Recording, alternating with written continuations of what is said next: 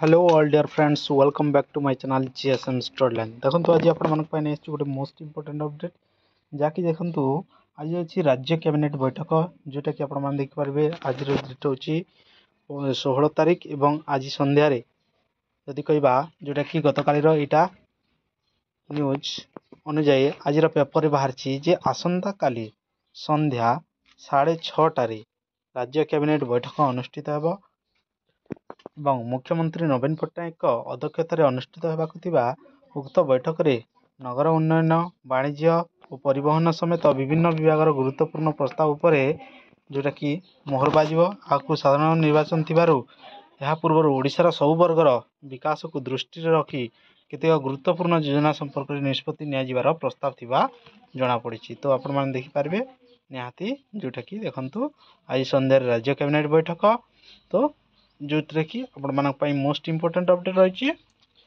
जदि अपडेट देखा जोटा कि प्राथमिक शिक्षकों दीर्घ दिन दाबी रही से दीर्घ दिन दाबी उपर किसी गोटे आज आलोकपात हो पारे तो बा किसी घोषणा हो पारे बोली आशा करा जाउछि। तो देखा किंतु तथापि शिक्षक मानकर से चली कला ब्याज परिधान करी प्रदर्शन वर्तमान पर्यंत विद्रोह चली किंतु सरकार केबे शुणुचंती ताहा आगको देखिबा जोटी कि आपण माने देखिपारे सरस्वती पूजा दिन मध्य से कला ब्याज धारण करछंती एवं से माने पूजारे आसीथिले। तो ये प्रकार निर्दिष्ट भिन्न भिन्न जगार भिन्न भिन्न आंदोलन से कार्यरत अच्छी। तो देखा आज राज्य कैबिनेट बैठक में कौन फाइनल होची।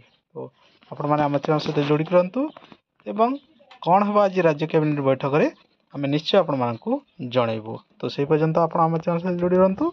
जदि प्रथम थर पर आम चैनल को विजिट करते निहाती सब्सक्राइब करंतु वीडियो को अन्य सांगसाथी मान सहित शेयर करंतु। Thank you all.